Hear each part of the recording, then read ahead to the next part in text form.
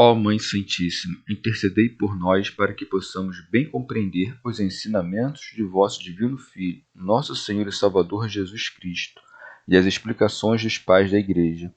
Ó Virgem Imaculada, ofereço-vos este trabalho e peço que abençoais aqueles que o ouvirem, e que seja para a maior honra e glória de Deus. Amém.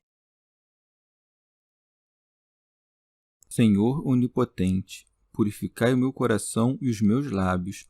Vós, que purificastes os lábios do profeta Isaías com carvão em brasa, e dignai-vos, por tal modo, purificar-me com a vossa misericórdia, para que possa dignamente anunciar o vosso santo Evangelho.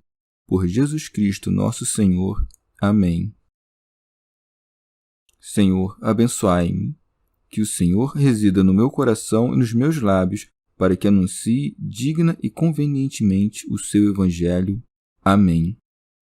Evangelho de Nosso Senhor Jesus Cristo, segundo São Mateus. Cura de uma hemorraíça e ressurreição da filha de um chefe.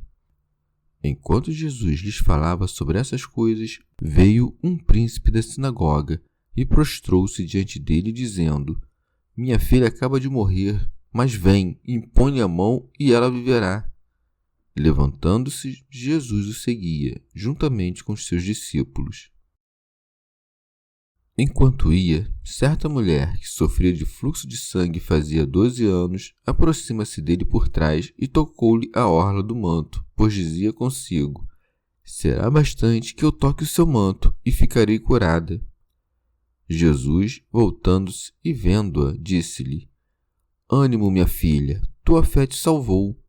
Desde aquele momento, a mulher foi salva.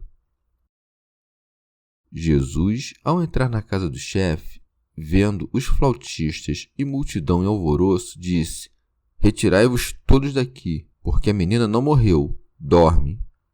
E caçoavam dele. Mas assim que a multidão foi removida para fora, ele entrou, tomou-a pela mão e ela se levantou. A notícia do que aconteceu espalhou-se por toda aquela região. Comentários dos Pais da Igreja. São João Crisóstomo. Depois das palavras, segue-se a ação, que devia fazer calar completamente a boca dos fariseus, uma vez que o próprio príncipe da sinagoga se aproxima de Jesus para pedir-lhe um milagre. Era grande sua tristeza, porque a morta era sua filha única. Tinha 12 anos e começava a entrar na flor da idade. Por isso é dito: enquanto Jesus lhes falava sobre essas coisas, veio um príncipe da sinagoga. Santo Agostinho. Marcos e Lucas referem-se ao mesmo fato, embora não na mesma ordem, porque colocam-no depois da sua saída do país dos Gerazenos, quando atravessou o lago após ter expulsado os demônios para os corpos dos porcos. Segundo Marcos, esse fato ocorreu depois que Jesus atravessou o lago pela segunda vez, embora não diga quanto tempo depois. Sem dúvida, houve algum intervalo, porque senão Mateus não incluiria em sua narrativa a ida de Jesus à sua casa. E é imediatamente depois disso que o príncipe da sinagoga fala-lhe de sua filha. Porque, se esse príncipe tivesse se aproximado de Jesus no momento em que ele estava narrando as parábolas do pedaço de pano novo e do vinho novo, não teria interposição alguma entre suas ações e suas palavras. Mas na narrativa de Marcos há um intervalo em que se poderia incluir outras coisas. Lucas não contradiz Mateus, pois quando diz: Eis que vem um homem chamado Jairo, não indica que isto aconteceu imediatamente depois do que precede, mas depois do que refere Mateus sobre o convite dos publicanos nos seguintes termos: Enquanto Jesus lhes falava sobre essas coisas, veio um príncipe da sinagoga, ou seja, Jairo, e prostrou-se diante dele, dizendo: Minha filha acaba de morrer.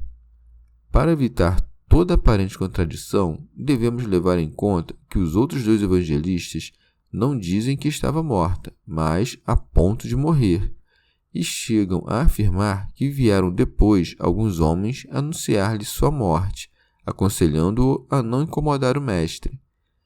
devemos admitir que Mateus, para maior brevidade, contentou-se em referir o pedido feito ao Senhor de que fizesse o que realmente fez, ou seja, de ressuscitar a que havia morrido. Não devemos aqui tentar fixar-nos nas palavras do pai sobre sua filha, mas, o que é mais importante, no que ele desejava.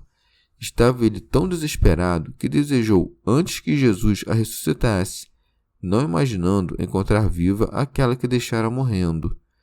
2 evangelistas, pois, dão testemunho do que Jairo disse, enquanto Mateus do que desejou e do que pensou. Evidentemente, se um dos primeiros tivesse atribuído ao próprio pai essas palavras de que Jesus não deveria ser incomodado porque sua filha já estava morta, as palavras que Mateus lhe atribui estariam em contradição com isso. Mas não se diz na narrativa que estava de acordo com as notícias que lhe davam seus servos. Vemos nisso a absoluta necessidade que temos de não dar às palavras de alguém outro valor do que lhes dá sua vontade, a qual estão subordinadas às palavras, e de não inventar mentiras por alguém haver dito em outros termos o que realmente quis dizer, embora com palavras distintas. São João Crisóstomo. Ou então, o que o príncipe disse da morte de sua filha é o aumento da desgraça, porque é natural naqueles que pedem algo apresentar seus males aumentados e dizer mais do que realmente é, a fim de interessar mais aqueles a quem suplicam. Daí estas palavras: mas vem, impõe-lhe a mão e ela viverá. Vede aqui sua grossura. Exige 2 coisas de Cristo: que vá até a sua casa e que lhe imponha sua mão, precisamente o que o sírio Naamã exigiu do profeta. Pois aqueles que somente têm disposições vulgares precisam ver e apreciar as coisas de maneira sensível. Remígio de Auxerre. Admirável e digna de imitação é a humildade e a mansidão do Senhor, porque, logo que ouviu a súplica, seguiu o suplicante. Por isso é dito: levantando-se Jesus o seguia. Dessa maneira, ensina aos súditos o mesmo que aos superiores. Aos súditos deixou o exemplo de obediência e manifestou aos superiores a prontidão e a solicitude que devem ter em seu ensinamento, de forma que devem acudir imediatamente a qualquer lugar onde ouvirem que há uma pessoa morta em sua alma. Segue-se, juntamente com os seus discípulos. São João Crisóstomo. Marcos e Lucas dizem que levou consigo 3 de seus discípulos, ou seja, Pedro, Tiago e João. Não levou consigo Mateus para aumentar mais seu desejo e por causa da imperfeição de suas disposições. Honra aqueles com esta distinção, a fim de levar os outros a imitarem-nos. Quanto a Mateus, era-lhe suficiente, enquanto isso, ver a cura da mulher que padecia do fluxo de sangue, da qual é dito: enquanto ia, certa mulher que sofria de fluxo de sangue, fazia 12 anos, aproximou-se deles por trás e tocou-lhe a orla do manto. São Jerônimo.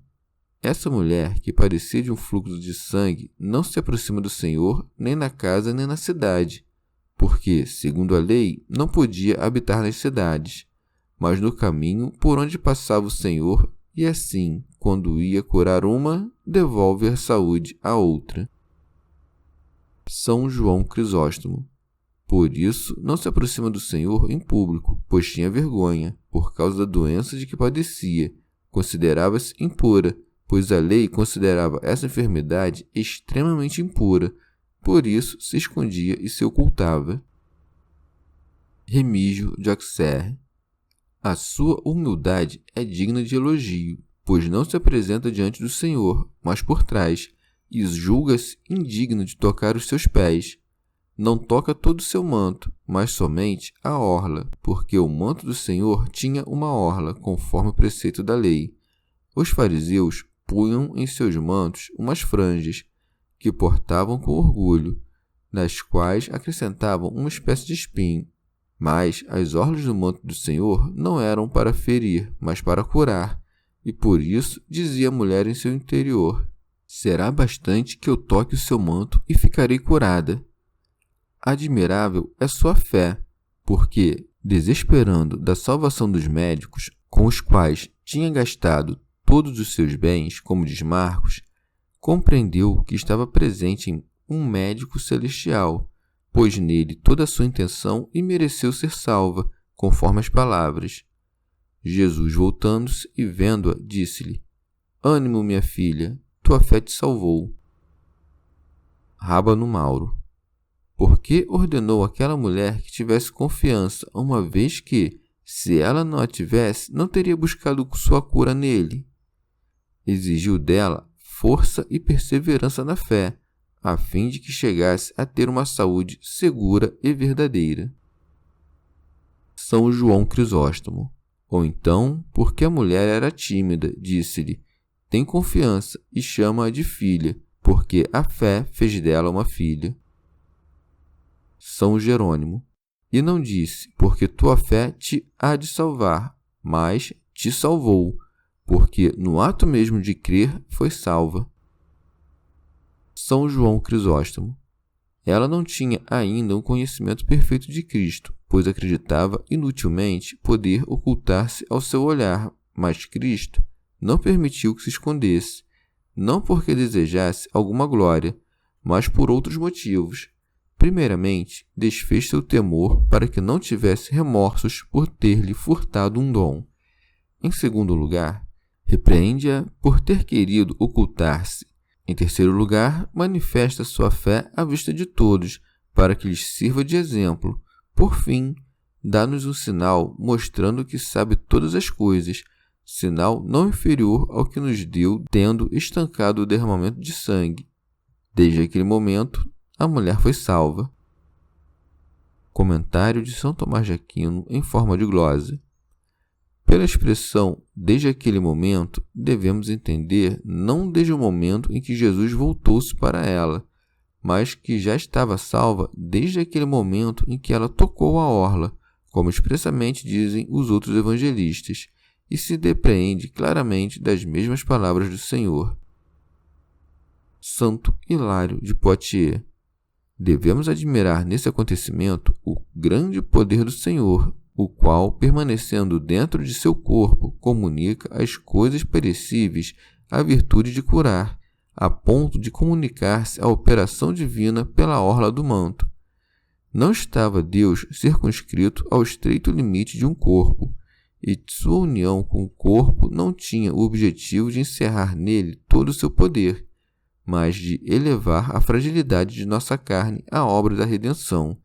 Em sentido místico, o príncipe da sinagoga representa a lei, que pede ao Senhor que devolva a vida ao cadáver daquele povo, o qual a mesma lei vinha educando para Cristo, tendo pregado com a expectativa de seu advento. Rábano Mauro. Ou o príncipe representa Moisés. Seu nome é Jairo, isto é, o que ilumina ou é iluminado, porque recebeu as palavras da vida para transmiti-las para nós e assim ilumina todos, ao mesmo tempo em que ele mesmo é iluminado pelo Espírito Santo. A filha, pois, do príncipe da sinagoga, isto é, a própria sinagoga, com 12 anos de idade, ou seja, na puberdade, está abatida pela doença dos erros, enquanto deveria engendrar para Deus uma linhagem espiritual. Por isso, o Verbo de Deus corre até essa filha do príncipe para salvar os filhos de Israel. A Santa Igreja, formada pelos gentios, que perecia pela queda dos crimes em seu interior, recebeu a saúde pela fé que estava preparada para outros.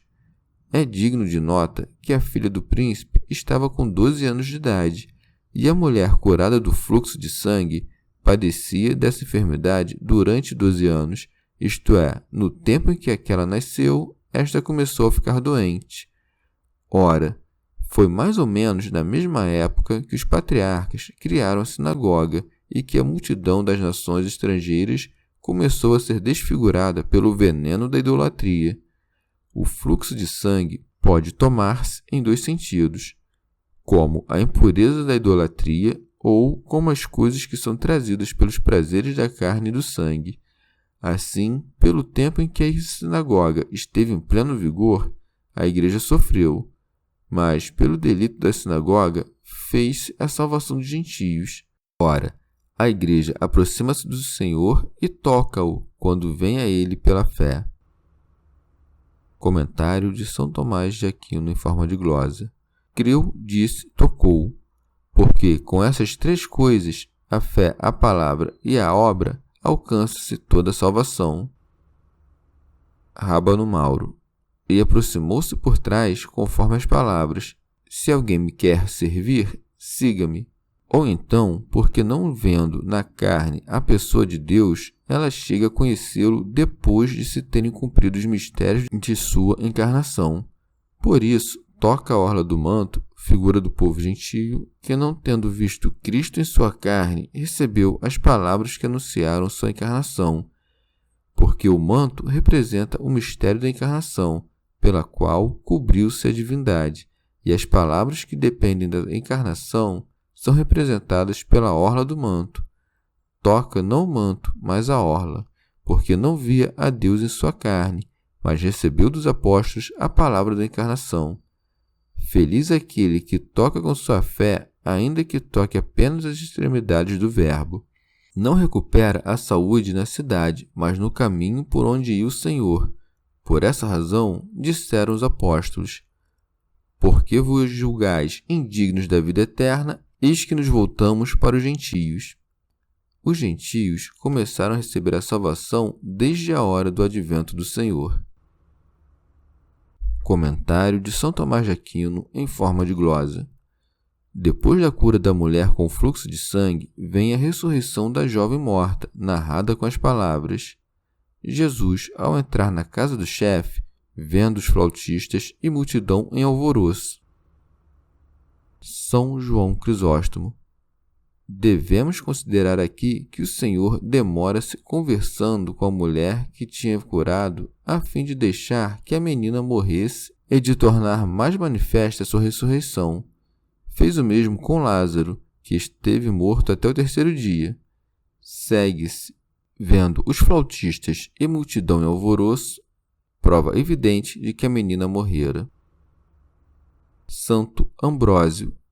Era de fato um costume antigo acompanhar os enterros com homens tocando flauta para mover ao pranto. São João Crisóstomo. Mas Cristo despediu todos os tocadores de flauta e fez entrar os pais da menina para que não se atribuísse a outra causa a sua ressurreição. Antes da ressurreição, levanta a esperança com estas palavras: retirai-vos todos daqui, porque a menina não morreu, dorme. Rábano Mauro. Como se dissesse: para vós ela está morta, mas para Deus, que pode ressuscitar, ela dorme tanto na alma quanto no corpo. São João Crisóstomo. Por essas palavras, acalma a agitação interior em que estavam os presentes e manifesta-lhes com que facilidade pode ressuscitar os mortos. Usa a mesma expressão com Lázaro: nosso amigo Lázaro dorme, ensinando-nos que não devemos ter medo da morte. Como ele mesmo devia morrer, quis, ressuscitando alguns corpos, infundir confiança em seus discípulos e ensinar-lhes a suportar a morte com virilidade. De fato, depois de sua vinda, a morte já era o sono. Ao ouvirem o Senhor, zombavam dele, de onde se segue, e caçoavam dele.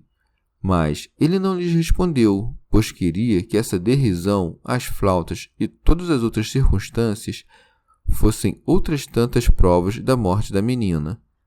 Como acontece muitas vezes que os homens se recusam a crer nos milagres quando são realizados, ele quer convencê-los antecipadamente, através de suas próprias respostas. Fez o mesmo por ocasião da morte de Lázaro, quando perguntou: onde o pusestes? Ao que responderam: Senhor, ele já cheira mal, porque já aí está há 4 dias. Perante esta confissão, não podiam deixar de crer que efetivamente estava morto e que ele o ressuscitou. São Jerônimo. Mas aqueles que o escarneciam, a ele que operava a ressurreição, com indignos ultrajes, não eram dignos de presenciar o fato misterioso da ressurreição. Por isso segue-se. Mas, assim que a multidão foi removida para fora, Ele entrou, tomou-a pela mão e ela se levantou. São João Crisóstomo. Não infunde em seu corpo uma alma nova, mas devolve-lhe a mesma que tinha perdido e desperta a jovem como que de um sono, para assim preparar os espíritos para crer na ressurreição. Não ressuscita apenas a menina, mas ainda ordena que lhe deem de comer, a fim de que vissem que não era uma ilusão o que acabara de fazer. E segue-se. A notícia do que aconteceu espalhou-se por toda aquela região. Comentário de São Tomás de Aquino em forma de glosa. Essa circunstância ressalta a grandeza e a novidade do milagre, ao mesmo tempo que é uma prova evidente e inegável de sua realidade, para que não se pensasse que tinha sido inventado. Santo Hilário de Poitiers. Em sentido místico, o Senhor entra na casa do príncipe da sinagoga, ou seja, na própria sinagoga, no momento em que os cantores cantavam o canto fúnebre, como previa a lei. São Jerônimo. Até hoje, a menina repousa morta na casa de seu pai, e aqueles que parecem mestres são os tocadores de flautas que cantam versos fúnebres. Também a turba dos judeus não é o povo que crê, mas uma multidão tumultuosa. Mas quando a plenitude das nações estiver entrado na casa, então todo Israel alcançará a salvação. Santo Hilário de Poitiers. Para que compreendamos que era limitado o número dos eleitos dentre os crentes da lei, a turba toda foi posta para fora. O Salvador desejava salvá-la, mas, ao zombar de suas palavras e de suas ações, tornou-se indigna de ser participante da ressurreição. São Jerônimo. E, tomando a menina pela mão, ela se levantou, pois, a não ser que estejam limpas as mãos dos judeus, que estão cheios de sangue, sua sinagoga, que está morta, não será posta de pé. Santo Hilário de Poitiers. Espalhando-se a fama daquele acontecimento por toda aquela região, são publicamente divulgadas a salvação dos eleitos, a dádiva de Cristo e suas obras. Rábano Mauro. Em sentido moral, a menina morta na casa é a alma que está morta em seus pensamentos. O Salvador diz que ela dorme, porque aqueles que pecam na vida presente ainda podem ressuscitar pela penitência. Os tocadores de flauta são os aduladores, que aplaudem aquela que está morta. São Gregório Magno. A fim de ressuscitar a morta, põe para fora a multidão, porque não ressuscitará a alma que interiormente está morta, se não expulsar antes do íntimo de seu coração a multidão dos cuidados temporais. Rábano Mauro. A menina é ressuscitada em sua casa, na presença de umas poucas testemunhas, o jovem fora da porta da cidade, e Lázaro perante uma multidão de espectadores, porque uma falta pública exige uma reparação pública. Uma falta leve requer um remédio leve, enquanto um pecado secreto pode ser apagado com uma penitência. Chegamos ao fim de mais um dia de comentários da Catena Áurea. Muito obrigado por ficarem até aqui, que Nossa Senhora derrame suas graças sobre nós e até amanhã. Jesus,